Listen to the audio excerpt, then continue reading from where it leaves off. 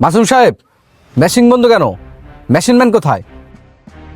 Sir, সে তো নামাজ পড়তে গেছে। কি? সে কাজ বাদ দিয়ে নামাজ পড়তে গেছে? সে কি সবসময় নামাজ পড়ে? জি স্যার, সে 5 ওয়াক্ত নামাজ পড়ে। স্যার, সে সৎ এবং নীতিবান একজন লোক। তাহলে সে সৎ আর নীতিবান। জি স্যার। হ্যাঁ, আমি তো তা বুঝতেই পারতেছি সে কতটুকু সৎ এবং নীতিবান লোক, যে তার মালিকের কাজ বাদ দিয়ে নামাজ পড়তে গেছে, কাজে ফাঁকি দিছে। আমি যতদূর জানি এখান থেকে মসজিদে যাইতে প্রায় 10 মিনিট, আসতে 10 মিনিট, নামাজ পড়তে 10 মিনিট, ধরেন প্রায় আধা ঘন্টা সময় নষ্ট। তার মতন লোক আমার এখানে দরকার নাই। সে আসলে আপনি তাকে বলে দিবেন। ঠিক আছে স্যার।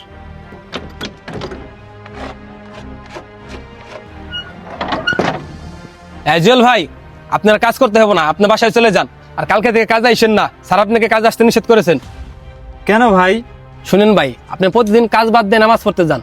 আজকে স্যার সেটা দেখে ফেলেছে, এই কারণে আপনাকে কাজ থেকে বের করে দিয়েছে। ভাই, এটা কোনো কথা? আমরা মুসলমান, আমাদের জন্য 5 ওয়াক্ত নামাজ ফরজ। এই নামাজ পড়তে আর কতটুকু সময় লাগে, এর জন্য স্যার আমাকে কাজ থেকে বের করে দিছে? ভাই, আমি এত কিছু জানি না। স্যার আমাকে যে আপনাকে বলতে বলেছে, আমি আপনাকে তাই বললাম। ভাই, আপনি একটু স্যারে বুঝান, আপনি বুঝাইলে হয়তো স্যার বুঝবে। ভাই, স্যার হইতেছে এক কথার লোক। আপনার কথা বলতে যাইয়া পরে দেখুন যে আমার চাকরি নিয়ে টানটা লেগে গেছে। বড়জোর ভাই, আপনার জন্য আমি একটা কাজ করতে পারি। স্যার এই সাইডে গেছে, আপনার আমার সাথে নিয়ে যাইতে পারি। ঠিক আছে ভাই, চলেন। ভাই, এটা কি মাল দিছেন? এরকম মাল দিলে আপনার সাথে আমি বিজনেস করতে পারবো না তো। স্যার, ঠিক আছে, রাখি, পরে কথা বলি।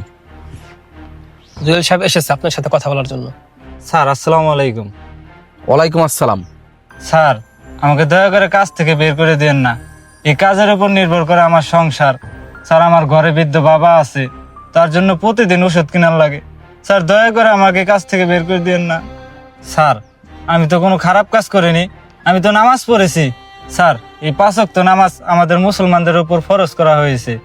আচ্ছা ঠিক আছে, আমি তোমার পরিবারের কথা চিন্তা করে তোমাকে কাজে থেকে বের করব না, কিন্তু তুমি যে কাজ করেছো এর জন্য তোমাকে শাস্তি ভোগ করতে হবে। স্যার, শাস্তি? শাস্তি বলতে তুমি ভালো মতনই জানো আমি এক কথার মানুষ। আমি যেহেতু ভেবেছি তোমাকে এখানে রাখবো না, তার মানে তুমি এখানে আর কাজ করতে পারবে না। স্যার, আপনিই তো বললেন আমাকে কাজ থেকে বের করবেন না, তাহলে তো এখন সে কাজ থেকে বের করে দিতেছেন। হ্যাঁ, তোমাকে আমি কাজে থেকে বের করে দিলাম, এটা ঠিক, কিন্তু এখান থেকে তোমার মতো ইমানদার ও সৎ ব্যক্তি আমি খুঁজেছিলাম। তুমি যে এখান থেকে মসজিদে যাও, এতে যে আমার কাজের সময় নষ্ট হয় তা না। এখান থেকে মসজিদ অনেক দূর, তোমার আসা যাওয়ায় তোমার অনেক কষ্ট হয়। তাই আমি চিন্তা করেছি মানিকগঞ্জ সদরে আমার একটা রেস্টুরেন্ট আছে, আজ থেকে তুমি সেই রেস্টুরেন্টের ম্যানেজার। স্যার, সত্যি বলতেছেন? হ্যাঁ, আমার ওই রেস্টুরেন্টে আমি দীর্ঘদিন যাবৎ কোনো সফলতা পাচ্ছি না।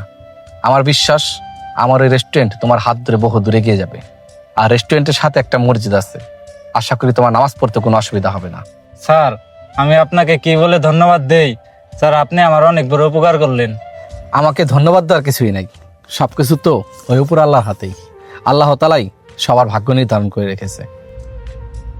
আমাদের প্রতিটি মালিকদেরই উচিত যোগ্য ব্যক্তিকে যোগ্য জায়গায় বসানো এবং প্রতিটি স্টাফের আপদ বিপদে পাশে থাকা।